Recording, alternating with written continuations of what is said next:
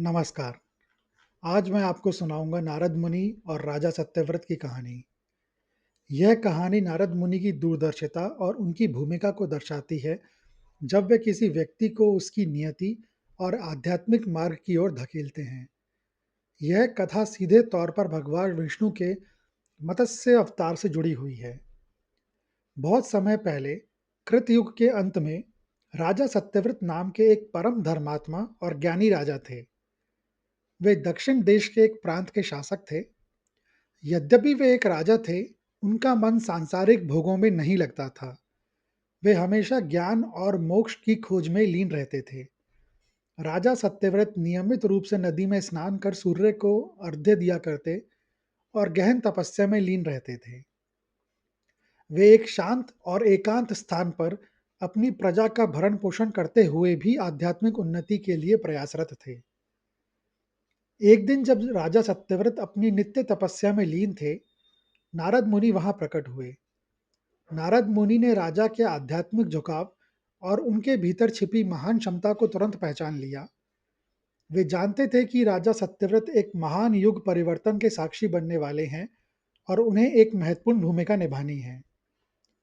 लेकिन नारद जी का तरीका हमेशा सीधा नहीं होता। उन्होंने राजा सत्यव्रत से उनकी तपस्या के बारे में पूछा और फिर कुछ ऐसी बातें कही जो राजा के मन में एक प्रकार का मंथन उत्पन्न कर सकें।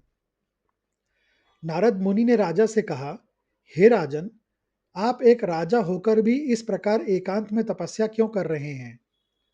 आपका कर्तव्य तो अपनी प्रजा का पालन करना, राज्य विस्तार करना और सांसारिक सुखों का भोग करना है। क्या आप व्यर्थ ही अपने जीवन को त्याग की ओर धकेल रहे हैं? यह मार्ग तो तपस्वियों का है, राजाओं का नहीं। राजा सत्यव्रत, जो पहले से ही अपने मार्ग पर दृढ़ थे, नारद जी की इन बातों से थोड़ा विचलित हुए। उन्हें लगा कि शायद वे अपने राजधर्म से विमुख हो रहे हैं। उनके मन में कुछ संदेह और द्वंद्व उत्पन्न हुआ। नारद जी ने जानबूझकर ऐसा वातावरण बनाया जहां राजा को अपने चुनाव पर विचार करना पड़े। नारद जी की बातों ने राजा सत्यव्रत को और गहराई से सोचने पर मजबूर कर दिया। बजाय इसके कि वे अपनी तपस्या छोड़ दें, नारद जी की उकसाने वाली बातों ने उनके भीतर छिपे वैराग्य और सत्य की खोज की भावना को और मजबूत कर दिया। राजा ने नारद जी को समझाया कि उनका मन सांसारिक चीजों में नहीं लगता और वे केवल मोक्ष मार्ग पर अग्रसर होना चाहते हैं। नारद मुनि राजा के इस दृढ़ निश्चय और उनके भीतर के सच्चे वैराग्य को देखकर प्रसन्न हुए। वे राजा के उस उत्तर से संतुष्ट हो गए कि राजा सत्यव्रत सही मार्ग पर हैं।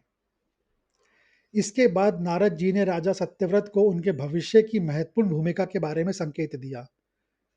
उन्होंने राजा को बताया कि आने वाले समय में एक भयानक जल प्रलय होने वाली है, जिससे यह पूरी सृष्टि जलमग्न हो जाएगी। उन्होंने राजा को आदेश दिया कि वे एक बड़ी नाव का निर्माण करें और उसमें सभी प्रकार के बीजों, औषधियों और सप्तऋषियों के साथ आश्रय लें। नारद जी ने उन्हें बताया कि भगवान विष्णु स्वयं मत्स्य अवतार लेकर उन्हें इस प्रलय से बचाएंगे और उन्हें वैवस्वत मनु के रूप में नए युग का सूत्रपात करने का अवसर मिलेगा। नारद मुनि के मार्गदर्शन और प्रेरणा से राजा सत्यव्रत ने पूर्ण विश्वास के साथ उनकी बातों का पालन किया। जब जल प्रलय आया, तो भगवान विष्णु ने मत्स्य अवतार लिया और राजा सत्यव्रत, जो बाद में वैवस्वत मनु कहलाए, सप्तऋषियों और समस्त जीव जंतुओं व जीव के बीजों को लेकर उस नाव को सुरक्षित स्थान पर पहुंचाया। प्रलय के बाद वैवस्वत मनु ने एक नई सृष्टि का आरंभ किया। इस कथा में नारद मुनि की कलह प्रियता या हस्तक्षेप का उद्देश्य राजा सत्यव्रत को उनके कर्तव्य से विमुख करना नहीं था, बल्कि उनके भीतर के आध्यात्मिक संकल्प को और मजबूत करना था। नारद जी ने एक परीक्षक की भूमिका निभाई, जिससे राजा अपनी राह पर और अधिक दृढ़ हो सके। इसके बाद ही नारद जी ने उन्हें उनकी वास्तविक नियति और भविष्य की महत्वपूर्ण भूमिका के बारे में बताया। नारद मुनि ने यहाँ यह सुनिश्चित किया कि राजा सत्यव्रत न केवल आध्यात्मिक रूप से तैयार हैं, बल्कि वे आने वाले बड़े कार्य के लिए मानसिक रूप से भी सुदृढ़ रहें। यह एक अद्भुत उदाहरण है कि कैसे नारद मुनि का हस्तक्षेप हमेशा बड़े और दिव्य उद्देश्यों की पूर्ति के लिए होता है, जो अंततः सभी के कल्याण में परिणत होता है। यह वीडियो देखने के लिए धन्यवाद। अगर आपको ये कहानी अच्छी लगी हो, तो कृपया इसे ज़्यादा से ज़्यादा लोगों के साथ शेयर करें, लाइक करें व चैनल को सब्सक्राइब करें। कमेंट्स बॉक्स में लिखें नारायण नारायण।